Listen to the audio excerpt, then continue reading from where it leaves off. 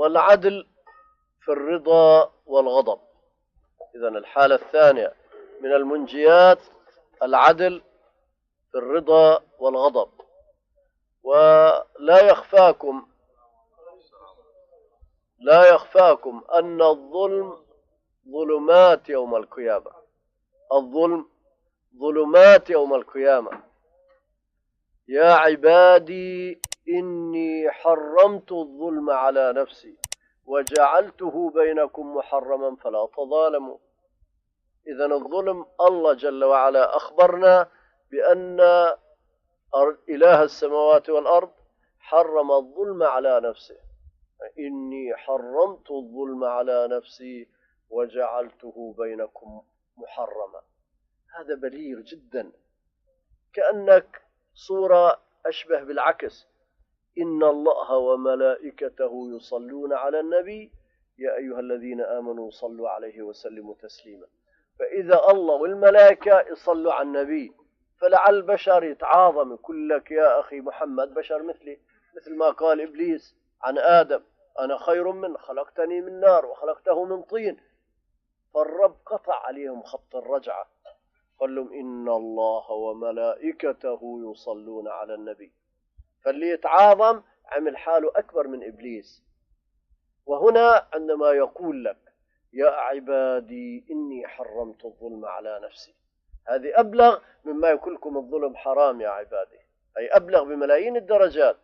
ورب العزة فلو كان فيها صيغة أو فيها شيء حسن أو في شيء مستحسن لما قال حرمت الظلم على نفسي. ومدام الرب الألوهية اللي هي متصفة بصفات كمال الكمال حرم الظلم على نفسه، المعنى يا عباد ديروا بالكم. هذا الظلم يقول صلى الله عليه وسلم لمعاذ بن جبل قل واتقي دعوة المظلوم فإنه ليس بينها وبين الله حجاب. إذن الظلم مش ظلمات بس يوم القيامة، لا، وإذا دعا عليك مظلوم تضربك في مخك البعيد. الرب جل وعلا يقول لدعوة المظلوم يأخذها ويقول لأنصرنك ولو بعد حين. واتقي دعوة المظلوم فإنه ليس بينها وبين الله حجاب. ويأخذها ويقول لأنصرنك ولو بعد حين. يعني ممكن يأجل هذا الظالم، يمكن يأخره، يمكن يستدرجه، يمكن يمليله، لكن مستحيل إلا ويأخذه أبدا. إن الله لا يملي للظالم حتى يأخذه فإذا أخذه لم يفلت له، ما يفلت من قبضة الله، تعالى الله عن ذلك علوا كبيرا. إذن هذا الظالم يأخذه الله، ودعوة المظلوم عليه تخرج كالشرار، تخترق السبع السماوات ويقول لها الله لأنصرنك ولو بعد حين. لابد أنصر خلاص، ولو في المحشر ولو في الدنيا لا يمكن. اتقي دعوة المظلوم ولو من كافر. سبحان الله، إذن الظلم مخيف.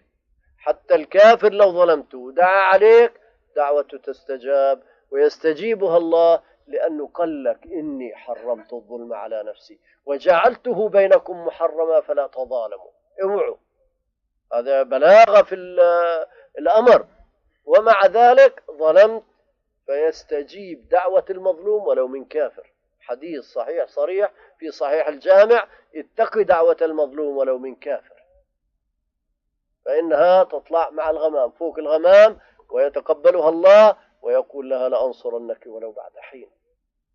إذن العدل اللي هو ضد الظلم، العدل بحالة الرضا وبحالة الغضب مقابل الظلم. ولا يجرمنكم شنآن قوم على أن لا تعدلوا اعدلوا.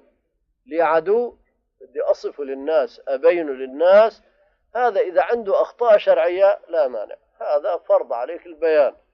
فنقول فلان في المكان الفلاني في الكتاب الفلاني في الصفحة الفلانية أخطأ، هذا ليس ظلما إنما هو نصر له. انصر أخاك ظالما أو مظلوما. فهذا ظلم نفسه بهذه الخطيئة أو بهذه الغلطة ففرض علي أكشفها للناس لئلا يغتروا بخطيئته وتكون دينا أو قدوة يحتذى به بها.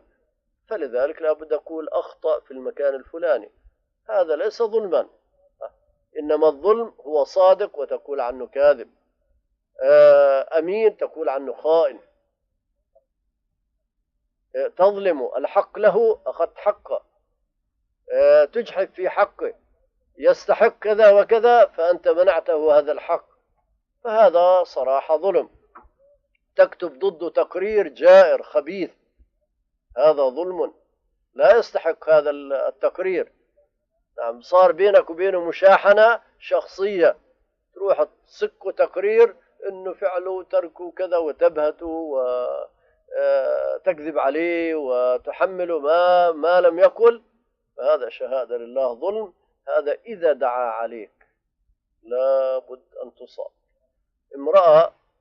امرأة اتهمت أحد الصحابة بأنه اقتطع لها أرض، يعني أخذ منها شيء من أرضها،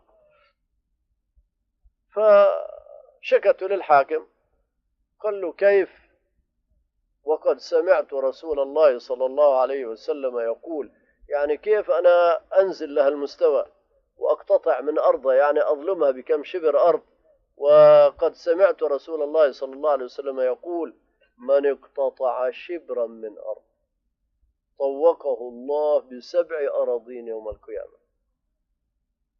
فقال له والله لا أسألك عن بينة، ورفع يديه سعد قال اللهم إن كانت كاذبة فأعمي بصرها واقتلها في أرضها، اللهم اعمي بصرها واقتلها في أرضها. فعميت، وفي نفس الأرض اللي اتهمته فيها بير وقعت فيه وكان قبرها، ماتت. رجل آخر الخليفة سأل عن الوالي في الكوفة أو في بغداد أو في العراق، فقال لهم كيف فلان؟ قال والله لا يحكم بالسوية ولا يعدل بالرعية وإلى آخره، بهتات عجيبة. قال اللهم إن كان كاذبا فأطل عمره وأدم فقره ولا تمته إلا مفتونا.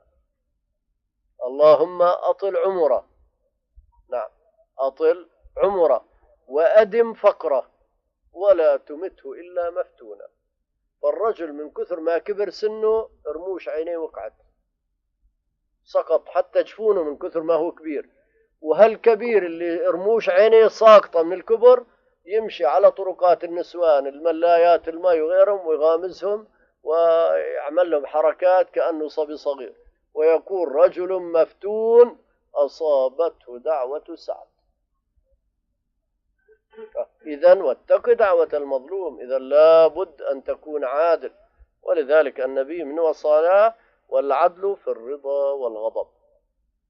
قالوا يا رسول الله أنكتب عنك في حالة الرضا والغضب، يعني تغضب كبني آدم؟ قال له اكتب هو الذي بعثني بالحق لا يخرج من بين هاتين إلا حقا. إذن يا عبد الله يا مسلم تتأسى لقد كان لكم في رسول الله أسوة حسنة. إذن في حالة الرضا والغضب امسك عليك لسانك، كلمة حق تكلم ولا تبهت.